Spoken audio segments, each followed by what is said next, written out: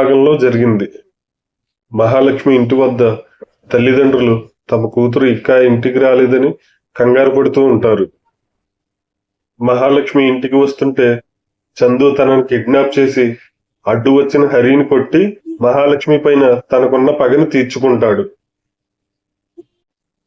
మహాలక్ష్మి తండ్రి తన కూతురు కిడ్నాప్ అయిందని పోలీస్ కంప్లైంట్ ఇస్తాడు. పోలీసులు రాత్రంతా వెతికి మహాలక్ష్మి హరిల శరీరాలను సిటీ బయట అడవిలో కనిపెడతారు.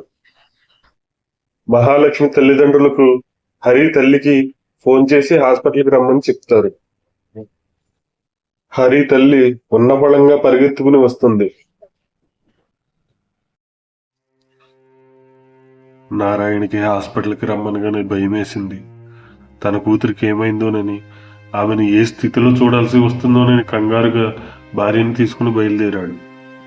దేవి కంగారుగా, ఏమైందండి, ఎక్కడికి తీసుకువెళ్తున్నారు అని అడుగుతుంది. కానీ నారాయణ మాట్లాడే స్థితిలో లేడు. కారు తోలుతున్నాడు గాని మనసులో తన కూతురికి ఏమైందోనని కంగారు పడుతూనే ఉన్నాడు. దేవి 2-3 సార్లు అడిగి భర్త ఏం మాట్లాడకపోయేసరికి అడగడం మానేసింది. తనకి ఏడుపు వచ్చేస్తుంది. తన కూతురికి ఏం కాకూడదని మనసులోనే దేవుడిని వేడుకుంటుంది. అలా వాళ్ళు ఆలోచనల్లో ఉండగానే హాస్పిటల్కి చేరుకున్నారు. దేవికి భర్త అక్కడికి ఎందుకు తీసుకొచ్చాడో అర్థం కాలేదు. ఇక్కడికి ఎందుకు తీసుకొచ్చారండి అని అడిగింది. నారాయణ ఏం మాట్లాడకుండా కారు దిగాడు. దేవి వెనకాలే కారు దిగింది. అక్కడే ఉన్న కానిస్టేబుల్ నారాయణను గుర్తుపట్టి అతని దగ్గరికి వచ్చి లోపలికి రండి అని ముందుకు నడిచాడు. నారాయణ తన కూతురిని ఏ స్థితిలో చూడాల్సి వస్తుందోనని భయపడుతూ కానిస్టేబుల్ని అనుసరించాడు. దేవికి జరిగిందేమో అర్థం కావట్లేదు.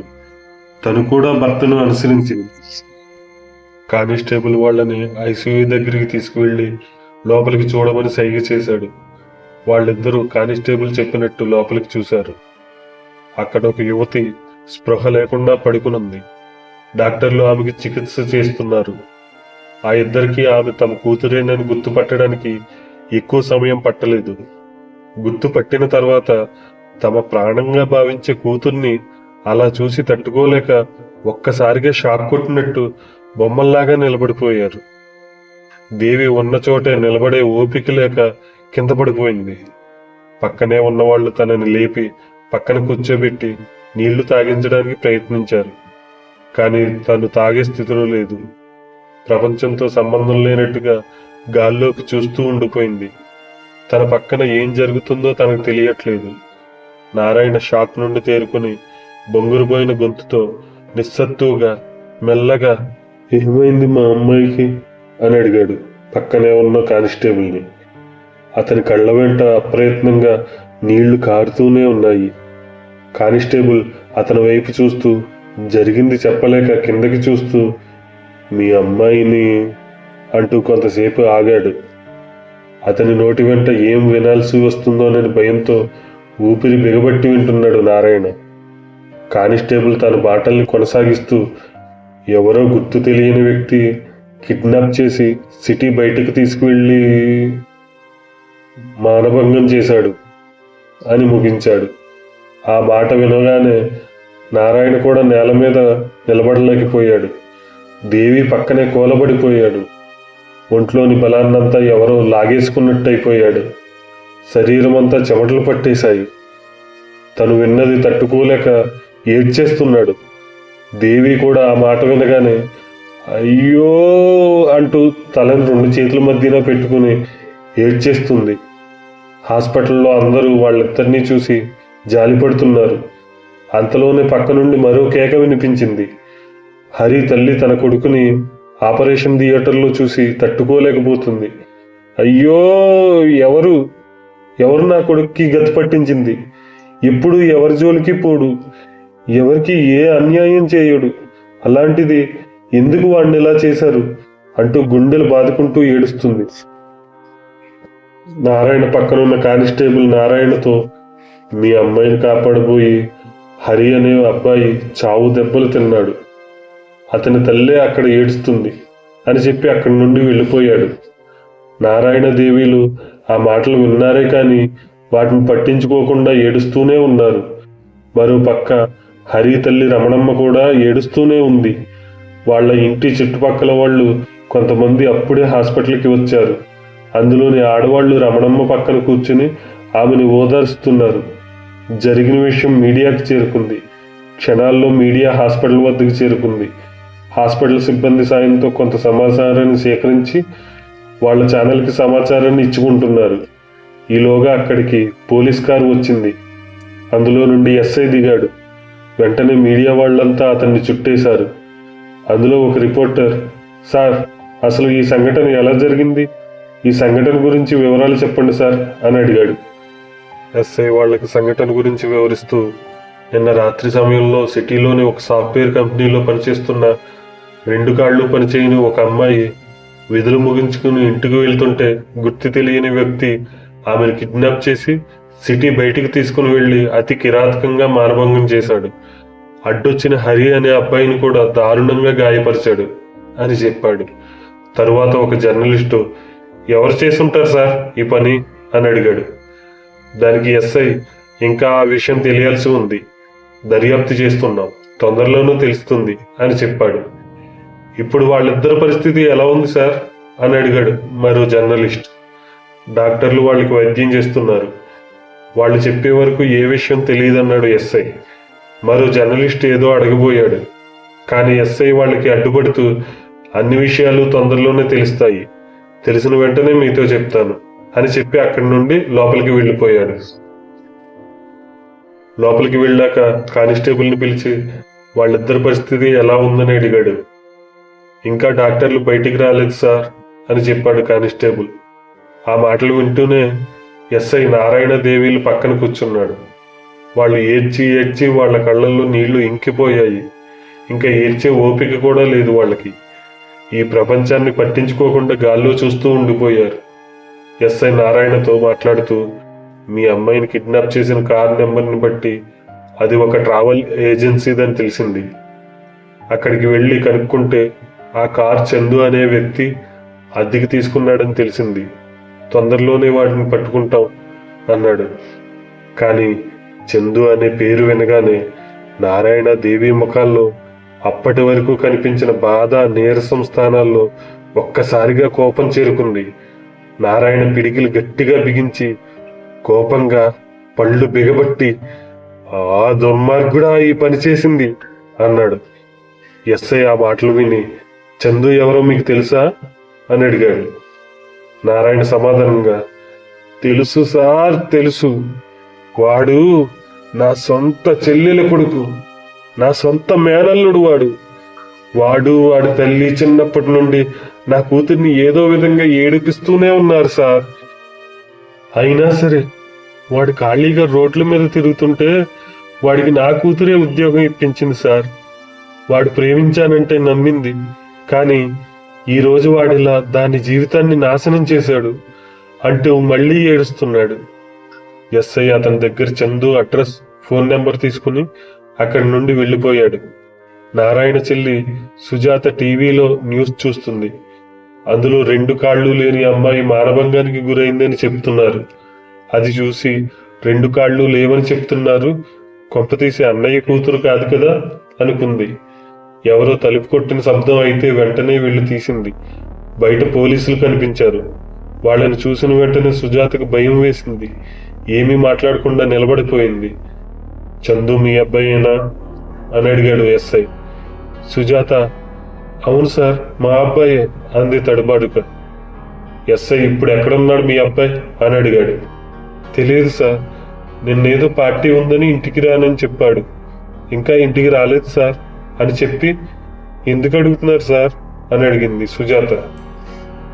దానికి ఎస్ఐ, మీ అబ్బాయి మీ అన్నయ్య కూతుర్ని కిడ్నాప్ చేసి రేప్ చేసి పారిపోయాడు, మీకేమైనా తెలిస్తే వెంటనే తెలియజేయండి అని చెప్పి అక్కడి నుండి వెళ్ళిపోయారు పోలీసులు. ఆ మాటలకు సుజాత ఒక్కసారిగా కంగుతుంది. తన కొడుకు ఇంత దారుణం చేశాడంటే నమ్మలేకపోతుంది. కానీ వెంటనే తెలివిలోకి వచ్చి ఎలాగైనా తన కొడుకుని కాపాడుకోవాలనుకుంది. ఇంటికి తాళం వేసి హాస్పిటల్కి బయలుదేరింది. వెళ్తూ వెళ్తూ తన భర్త సురేంద్రకు ఫోన్ చేసి విషయం చెప్పి ఉన్న ఫలంగా హాస్పిటల్కి రమ్మని చెప్పింది. సురేంద్ర కూడా ముందు ఆ మాటను నమ్మలేకపోయాడు. ఏం మాట్లాడుతున్నావు నువ్వు అని అడిగాడు భార్యని. కానీ సుజాత, అదంతా తర్వాత మాట్లాడుకుందాం, ముందు హాస్పిటల్కి రండి అని హాస్పిటల్ పేరు చెప్పి ఫోన్ పెట్టేసింది. సురేంద్ర వెంటనే బయలుదేరాడు. సుజాత ముందుగా హాస్పిటల్కి చేరుకుని మోకాళ్ల మీద కింద కూలబడిపోయి నారాయణ ఒళ్ళో చేతులు పెట్టి ఆయాసపడుతూ, ఎలా ఉందన్నయ్య నా మేనగోడలకి అని అడిగింది. నారాయణదేవిలు తన వైపు కూడా చూడలేదు. మళ్ళీ సుజాతే మాట్లాడుతూ, నాకు ఇప్పుడే తెలిసిందన్నయ్య, ఆ యదవ ఇంత పని చేస్తాడు అనుకోలేదన్నయ్య. అయిందేదో అయిపోయింది, ఎంతైనా నీ మేనలుడే కదన్నయ్య.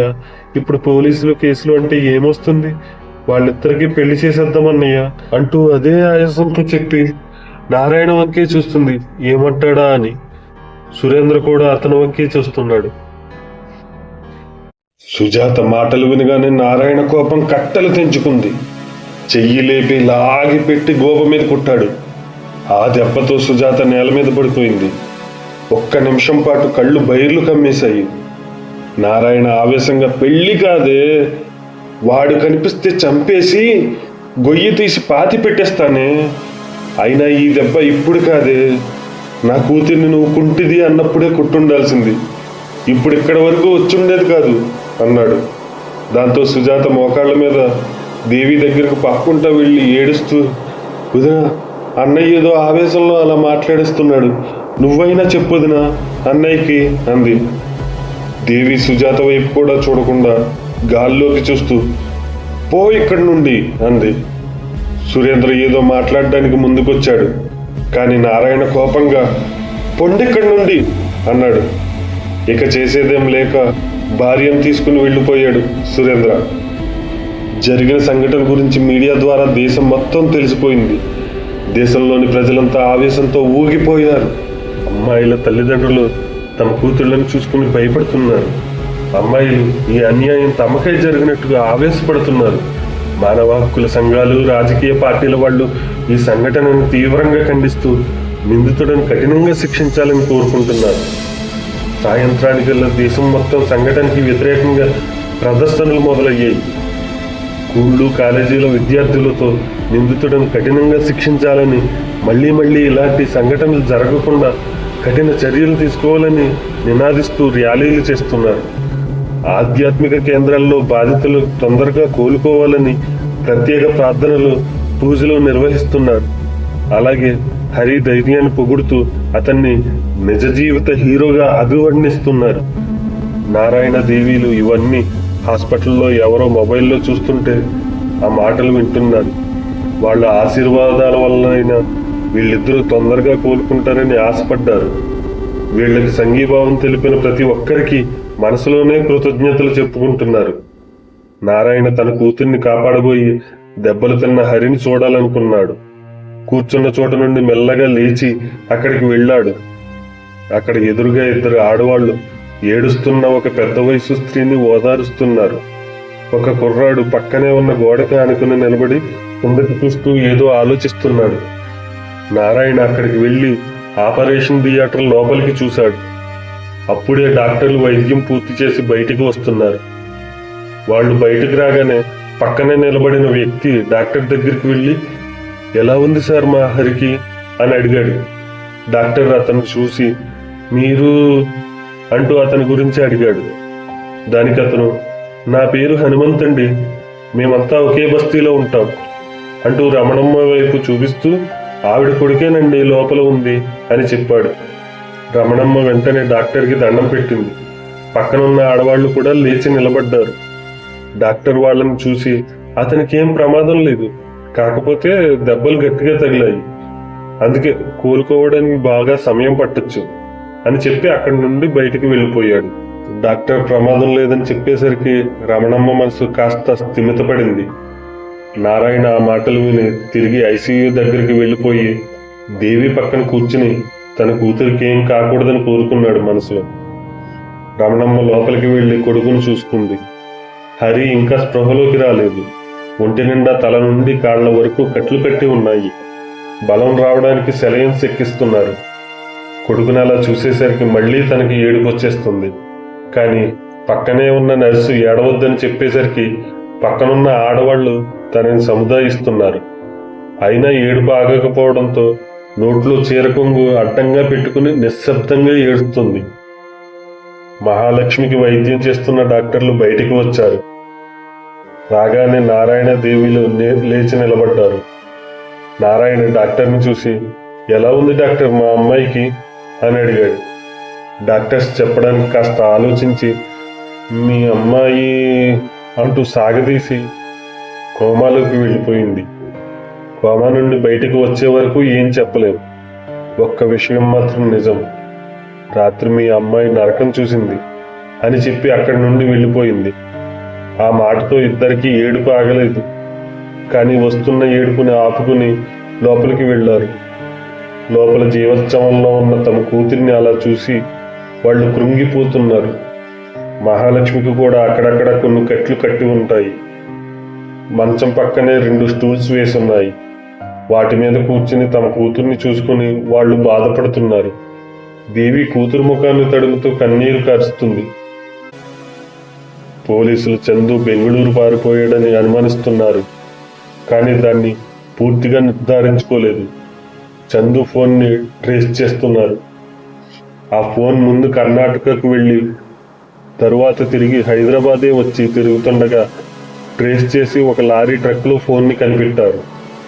లారీ డ్రైవర్ని పోలీసులు అదుపులోకి తీసుకుని, ఈ ఫోన్ని లారీలోకి ఎలా వచ్చింది అని అడిగారు. ఏమో సార్, నాకు తెలీదు. ఎవరో రోడ్డు పక్క నుండి వెళ్తూ లారీ ట్రక్లో విసిరేసి ఉంటారు సార్ అని చెప్పాడు లారీ డ్రైవర్. ఎక్కడి నుండి వస్తున్నావని అడిగారు ఎస్ఐ. కర్ణాటకలో లోడ్ దింపి వస్తున్నానని చెప్పాడు లారీ డ్రైవర్. ఆ లారీ డ్రైవర్ వివరాలు తీసుకుని అతన్ని వదిలేశారు. అంటే చందు వెళ్తూ వెళ్తూ ఆ ఫోన్ని లారీలోకి విసిరేశాడు అనుకున్నారు. అంటే చందు ఖచ్చితంగా బెంగళూరే వెళ్ళి ఉంటాడని అనుకున్నారు. వెంటనే బెంగళూరు పోలీసులకు సమాచారాన్ని అందించారు. కార్ నెంబరు, చందు ఫోటో పంపించారు. అక్కడి పోలీసులు బెంగళూరు మొత్తం గాలించారు. ఒక చోట చందు వాడిని కారు కనిపించింది. కానీ అందులో చందు లేడు. ఎంత వెతికినా వాడు దొరకలేదు. దాంతో అక్కడ పోలీసులు చందును వెతుకుతా దొరికిన వెంటనే అప్పగిస్తామని చెప్పారు. హైదరాబాద్ సిటీ పోలీసులు వీలైనంత తొందరగా చందును పట్టుకోవాలనుకున్నారు. ఇలాంటి దుర్మార్గుల్ని ఊరికే వదలకూడదనుకున్నారు. Bank account, credit card, debit card అన్ని అబ్జర్వేషన్లో ఉంచారు. చందు తల్లిదండ్రులు, స్నేహితుల ఫోన్లను ట్రేస్ చేస్తున్నారు. చందును పట్టుకోవడానికి తమకు తెలిసిన అన్ని దారుల్లోనూ ప్రయత్నిస్తున్నారు. సమయం రాత్రి 8 గంటలవుతుంది. రమణమ్మ చాలాసేపటి నుండి కొడుకు పక్కనే అతన్నే చూస్తూ కూర్చుంది. కొంతసేపటికి హరి మేల్కొన్నాడు. కళ్ళు తెరిచి చూస్తున్నాడు. కొడుకు కళ్ళు తెరవగానే రమణమ్మ ముఖంలోకి సంతోషం వచ్చింది. కొడుకు తలని 2 చేతులతో పట్టుకుని, లేచావా బాబు, లేచావా అంటూ కంగారుగా అడుగుతుంది. పక్కనే కూర్చుని ఉన్న నర్స్ హరి స్పృహలోకి వచ్చిన విషయం తెలుసుకుని డాక్టర్ని పిలుచుకొచ్చింది. డాక్టర్ వచ్చి పరీక్షించి అంతా బాగానే ఉంది, కంగారు పడాల్సింది ఏం లేదని చెప్పాడు. కొన్ని మందులు రాసి నర్సుకిచ్చి ఏ సమయంలో ఏవి వాడాలో చెప్పి ముందు ఏదైనా జ్యూస్ తాగమని చెప్పి వెళ్ళిపోయాడు. హరి తల్లిని చూస్తూ మా మా ఏదో అడగాలనుకుంటున్నాడు. కానీ తనకు ఓపిక సరిపోవట్లేదు. అయినా బలాన్నంతా కూడగట్టుకుని మా మహా అంటున్నాడు. పక్కనే ఉన్న హనుమంతు అర్థం చేసుకుని, మహాలక్ష్మి బాగానే ఉంది, తనకేం ప్రమాదం లేదని చెప్పారు డాక్టర్లు, ముందు నువ్వు విశ్రాంతి తీసుకో అన్నాడు హరిని సముదాయిస్తూ. హరి ఆ మాటలు విని మళ్ళీ నిద్రలోకి జారుకున్నాడు. దేవి మహాలక్ష్మి పక్కనే కూర్చుని మహాలక్ష్మిని చూస్తూ నిద్రలోకి జారుకుంది. నారాయణ ఐసీయూ బయట కూర్చుని అతను కూడా నిద్రపోతున్నాడు. వాళ్ళిద్దరికీ నిద్రలో తమ కూతురి బాల్యం నుండి అన్నీ గుర్తు వస్తున్నాయి. తను చేసిన అల్లరి, తాము ఆనందంగా గడిపిన క్షణాలు, తమ కూతురు బాగా చదువుకుని అందరిలోని మంచి పేరు సంపాదించడం, తను సాధించిన విజయాలు, ఇవే గుర్తుకు వస్తున్నాయి వాళ్ళకి. మహాలక్ష్మి చాలా మంచి అమ్మాయి. చిన్నప్పటి నుండి చాలా ఆత్మవిశ్వాసంతో, ఆత్మగౌరవంతో పెరిగిన అమ్మాయి. తనకు అన్నీ మంచి లక్షణాలే. బాగా చదివేది, అన్నీ మంచి ర్యాంకులే. క్యాంపస్లోనే జాబ్ సంపాదించింది. చందు ఖాళీగా తిరుగుతుంటే ఉద్యోగం ఇప్పించింది. వాడు ప్రేమించానంటే నమ్మింది. అటువంటిది ఎందుకు ఈ రోజు అదే చందు, తనని ప్రేమించానన్న చందు సొంత బావే తన మీద దాడి చేశాడు? అది తెలియాలంటే 25 సంవత్సరాలు వెనక్కి వెళ్ళాలి. మహాలక్ష్మి చిన్నప్పటి నుండి అన్ని విషయాలు తెలుసుకోవాలి.